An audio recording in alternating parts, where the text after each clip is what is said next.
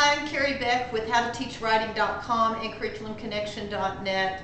Well, I had to go get a little bit more coffee because it was time for me to look at a book that it's been a while since I've had a chance to look at it. I just want to share with you today what it's all about. It's Fables, Myths, and Fairy Tales, Writing Lessons in Structure and Style. If you've ever heard of IEW, Excellence in Writing, or Teaching Writing Structure and Style, this goes right along with the units, but it's written at a simple level, 3rd through 5th grade level. Maria Gerber's pulled together a great book, but let's just look at it together and see what's in here. Starts out with an introduction both to the student and to the parent or the teacher, and then talks about public speaking, because writing and public speaking should go hand in hand. Then we're going to talk about, they're dividing this into fables, myths, and fairy tales. Let me go back to the table of contents and just tell you. She's going to be talking with fables at the beginning, units 1 and then unit 2, and then talking about fairy tales before we move into narrative stories.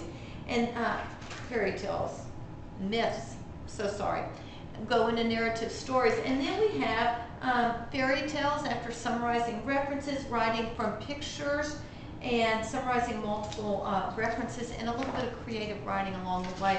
But let's just look at how this is pulled together. We have our source text, the grasshopper and the ant. We've got keywords, tells what your goal is, and then it tells you step by step what you need to be doing. Gives you a model of a keyword outline. On the next page, we have the eagle and the jackdaw that you can also do, and this is lesson 2 on taking notes.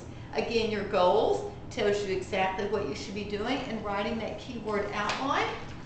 Then we move right on into some dress-ups, quality adjectives and strong verbs.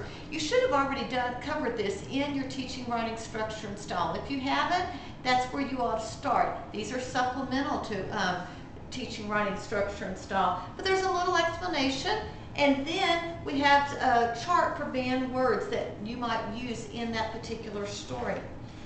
Then let's see, we've got the lion and the mouse, and we have lesson 3A. Once again, we've got a keyword outline, and now we're going to cover LY words. And then there's a list of LY words and a place for you to add your own. If you'll notice, they're not crammed on here, a whole bunch of them. This is for younger kids. It's very easy to read the charts that they have here. It also gives you some imposters, some LY adjectives, and we don't want those. We go on to lesson 4, and it continues. And then we have some brainstorming for dress-ups that you might use. Then we have our checklist, because that's the end of the major unit. There are 5 lessons, and they're just going to give you simple things for your child to do, or your student. They need to check off when they turn their paper in, and make sure that they've included an LY word, a strong verb, and a quality adjective. And there's only 1 paragraph, so they check it off for each one in that 1 paragraph. Here are some samples. So isn't that cool? We also have samples of students' stuff that you could read together and discuss, and then move on into lesson 6. All right? And they're just going to keep going along that way with brainstorming. I'm not going to go through all of this because you know what some of these dress-ups are. But let's just skip on over and see that in lesson 8 we're talking about a fable festival for family and friends, some ideas you can use, and some parent-teacher suggestion. So there are some fun activities.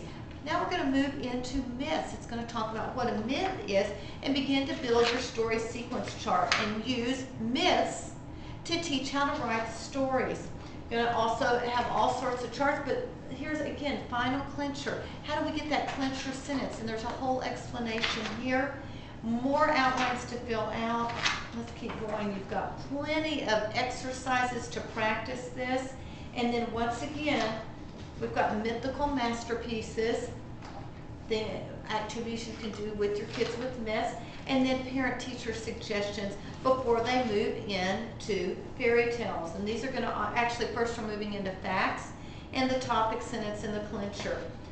Lots of brainstorming, all different ideas for you to use. Let's get to the beginning of one of these. See, like here we have teacher suggestions for writing for pictures. We have the explanation here. We have more explanation. We've got fairy tales interjected here. We've got our outline with the pictures here. And then we've got our checklist for writing the story of Cinderella in 3 paragraphs.